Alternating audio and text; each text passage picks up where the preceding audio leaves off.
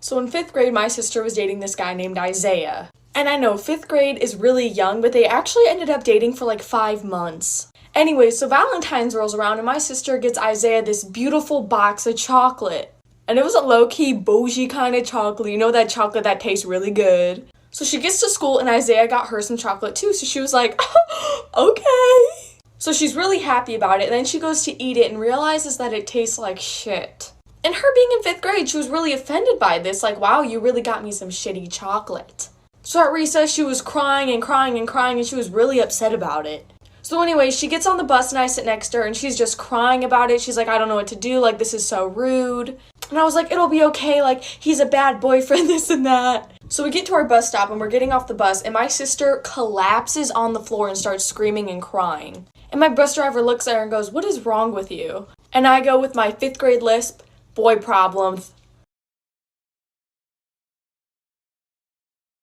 Story time about how a stranger wandered into my house and it led to something amazing. I woke up one night to someone ringing my doorbell over and over vigorously. I looked at the clock and I saw it was 3 in the morning. I went to the door and looked out of the peephole and saw a young woman outside on my porch. I opened the door and could immediately tell that she was intoxicated. She started explaining to me that she was at a bar down the street and lost her phone. That's when she asked if she could use mine and call someone for a ride home. It was freezing outside, so I reluctantly let her in. She asked me for water, so I led her to the kitchen. She proceeded to open my fridge and start eating my lunch meat and various other snacks. She then kicked off her heels and sat down at the table with a jar of pickles and started talking to me like she's known me for years. She told me her name was Krista and asked me how work was and what I was up to tomorrow. I reminded her that she needs to call someone to come pick her up and handed her my cell phone. She took the phone and FaceTimed her brother. She told him that she needs a ride but she has no idea where she's at and handed me the phone to talk to him. I told him the situation and gave him my address to come pick her up ASAP. A few seconds later, my doorbell began ringing again and someone started banging on my door. I went to the door and opened it to find a guy outside and he looked furious. This is when things got intense.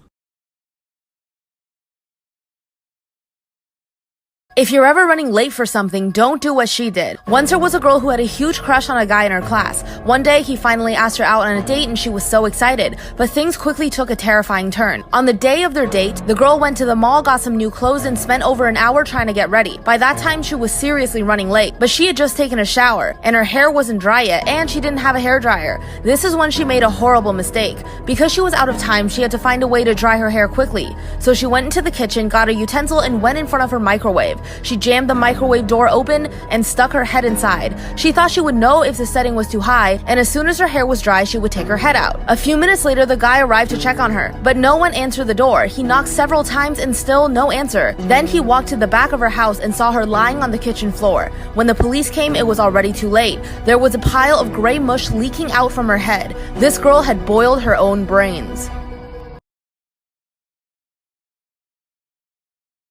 I'm 23 and visibly Muslim and I wear a hijab. I also live in the south of the USA. Thankfully, the specific city I live in is a large metropolitan one, so it's incredibly diverse and I rarely run into any issues. However, my friend, let's call her Sally, 24, is marrying a man whose family is conservative American. Now, I couldn't care less about someone's political views unless they start trying to talk to me about it or shove it down my throat. Then in my opinion, they invited me to the debate, so they should be prepared to hear my opinion since they gave theirs unsolicited. Now, the only time I don't do this is when it could negatively affect someone else, such as a week ago when I went to Sally's engagement party. Her in-laws were loudly talking about politics I didn't quite agree with, but they weren't talking to me, and even if they were, I wasn't going to cause drama and a fight at my friend's engagement party. However, during the party, I spent most of my time hanging out with a few friends while Sally's in-laws kept looking at me oddly from the side of their eye. I tried not to take it to heart, so I ignored it. The next day, Sally called me to thank me for coming. At some point in the call, she seems nervous to say something, so I asked her to just spit it out. That's when she admitted that I made her in-laws uncomfortable and as though they couldn't freely talk with someone like me around. I said sorry, but her in-laws seemed like blatant racists, but it's not like I'm the one marrying them, so if she likes them, then I hope she has a great wedding and I just won't come. Now, Sally was expecting my help at the wedding as I freelance as a makeup artist. So she asked if I can take off my hijab for the wedding and do her makeup while not scaring her in-laws. This is when I replied, no way in fucking hell would I ever change myself or compromise my religion for a bunch of strangers, and I won't step foot near them as I'd hate to scare them. Now she's mad I offended her and her future family, and while my other friends say her suggestion was wildly inappropriate, I did promise to do her makeup for free, and with the wedding only a month away, I left her in a tough position. So am I the asshole for refusing to take my hijab off for the wedding?